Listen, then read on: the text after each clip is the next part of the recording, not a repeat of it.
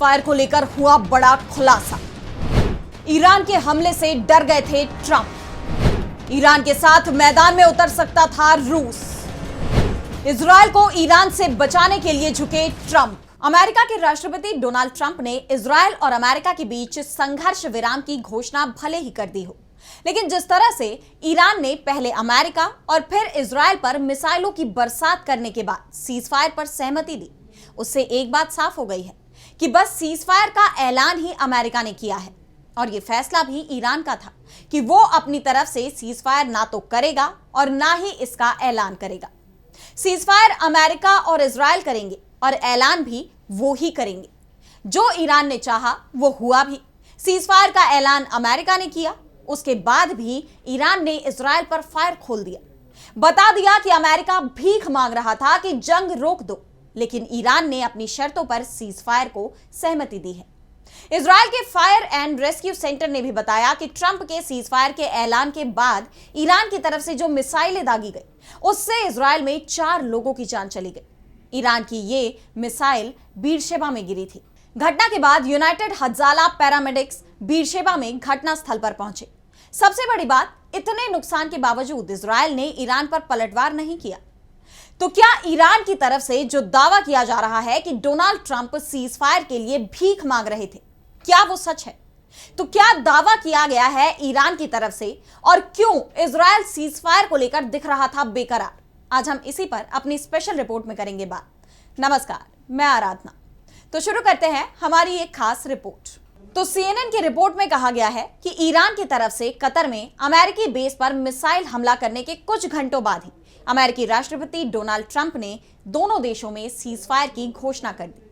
अमेरिकी सुरक्षा अधिकारियों ने ईरान और इजरायल के बीच सीज फायर के लिए पर्दे के पीछे जमकर काम किया है। डोनाल्ड ट्रंप ने भले ही युद्ध विराम की घोषणा की है, लेकिन ईरान के सरकारी मीडिया ने घोषणा की है कि कतर में अमेरिकी बेस पर ईरान के जवाबी हमले के कुछ ही घंटों बाद देश की सैन्य प्रतिक्रिया के बाद दुश्मन पर युद्ध विराम लगाया गया है। ईरान का कहना है कि अमेरिका ने इजरायल को युद्ध विराम के लिए मजबूर किया है क्योंकि ईरान ने जबरदस्त हमले किए थे।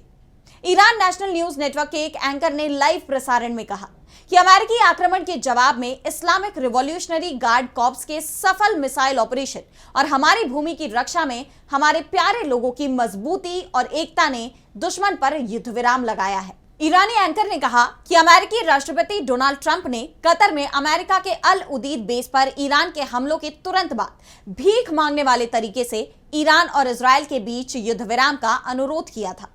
इसके बाद ही ईरान सीज फायर को तैयार हुआ है।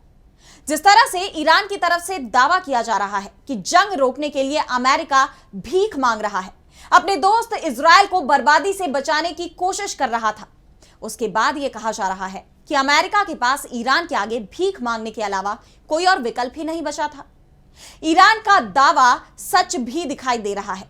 उसका सबसे बड़ा कारण यह है कि अमेरिका के जंग में कूदने के बाद से ही हालात तेजी से बदल रहे थे। जंग का दायरा बढ़ रहा था। चीन और रूस के साथ नेटो के अंदर से जो प्रतिक्रिया सामने आ रही थी, उसके बाद यह माना जा रहा था कि कभी भी इस जंग में दूसरे देशों की एंट्री हो सकती है। नेटो की तरफ से साफ संकेत दिया गया था कि अगर रूस और चीन की तरफ से इजरायल को निशाना बनाया जाता है तो नेटो इस जंग से दूर रहेगा, यानी इजरायल को अपनी जंग अकेले ही लड़नी पड़ेगी। यूरोपीय यूनियन की तरफ से तो इजरायल पर आर्थिक प्रतिबंध लगाने की तैयारी भी शुरू हो गई थी। ऐसे में डोनाल्ड ट्रंप के पास विकल्प बेहद सीमित हो चुके थे और वो लगातार ईरान से संपर्क साधने की कोशिश में जुटे हुए थे। और अब जो खबर ईरान की तरफ से आ रही है कि ट्रंप भीख मांग रहे थे, साफ है ट्रंप को भी समझ में आ गया था कि जंग अगर जल्दी नहीं रुकी तो इजरायल का अस्तित्व ही खतरे में पड़ जाएगा। इजरायल जो ईरान के हमले को ही सहन नहीं कर पा रहा था, अगर ईरान के समर्थन में दूसरे देश भी इस जंग में कूद पड़े तो फिर इजरायल इसका सामना नहीं कर पाएगा। सीज फायर के बाद एक बात तो साफ हो गई है कि पश्चिम एशिया में इजरायल का दबदबा पूरी तरह से खत्म हो गया है। अब तक यह माना जाता था कि पश्चिम एशिया में इजरायल से टकराने का साहस कोई देश नहीं कर पाता था, लेकिन ईरान ने सिर्फ अपनी मिसाइलों की ताकत से जिस तरह से इजरायल को झुकाया है, उसके बाद पश्चिम एशिया में यह माना जाने लगा है कि अगर नाटो का साथ इजरायल को नहीं मिलता है तो उसे आसानी से हराया जा सकता है। खासतौर पर तुर्की इसे एक मौका मान रहा है। और यह भी कहा जा रहा है कि जंग में इजराइल की कमजोरी खुलकर सामने आ गई है। इस बार तो सिर्फ ईरान की तरफ से ही जवाब दिया गया, साथ ही पूरे मुस्लिम जगत को एकजुट किया गया। ऐसे में भविष्य में अगर फिर कोई जंग इजराइल की तरफ से शुरू की जाती है और मुस्लिम जगत एकजुट होकर इजराइल पर पलटवार करता है, तो जंग 2-3 दिन में ही खत्म हो जाएगी और यह जंग इजराइल की हार के साथ ही खत्म होगी। ईरान और इजराइल जंग ने पश्चिम एशिया में मुस्लिम देशों को उनकी ताकत का भी एहसास करा दिया है। एक तरफ इजराइल का दबदबा खत्म हो गया है, तो दूसरी तरफ ईरान का दबदबा अब पूरी दुनिया में बढ़ता दिखाई दे रहा है। यह माना जा रहा है कि भविष्य में ईरान तेजी से संभलेगा।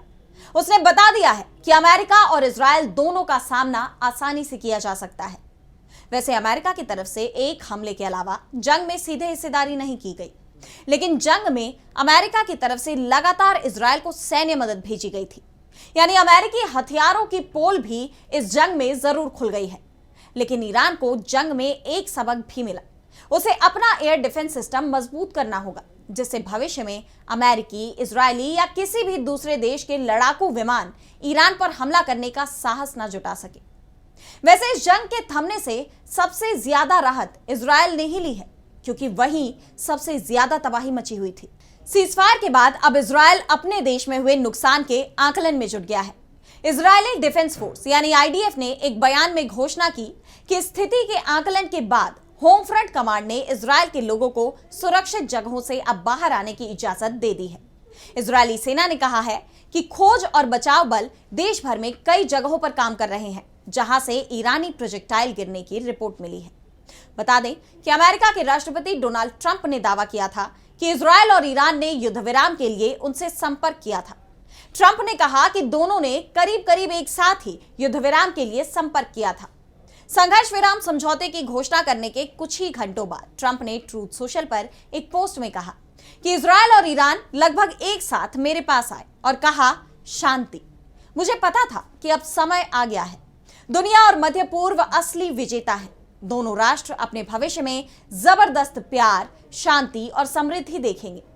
अमेरिकी राष्ट्रपति ने कहा कि उनके पास पाने के लिए बहुत कुछ है और फिर भी अगर वे धर्म और सत्य के मार्ग से भटक गए तो उनके पास खोने के लिए भी बहुत कुछ है।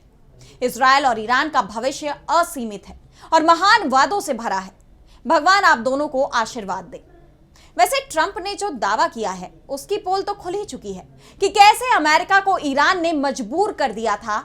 इस जंग में अमेरिका और इजरायल की बड़ी हार हुई है तो ईरान को जीत मिली है। उसका दबदबा पश्चिम एशिया में बढ़ गया है। तो आज इस स्पेशल रिपोर्ट में इतना ही। अगर आपको ये रिपोर्ट पसंद आई तो वीडियो को लाइक करना ना भूलें और चैनल को सब्सक्राइब कर लें। और आपकी जो भी राय है हमारी इस रिपोर्ट को लेकर उसे कमेंट सेक्शन में जरूर बताएं। फिलहाल मुझे दीजिए इजाजत और देश दुनिया की तमाम बड़ी खबरों के लिए देखते रहिए डीबी लाइव। नमस्कार।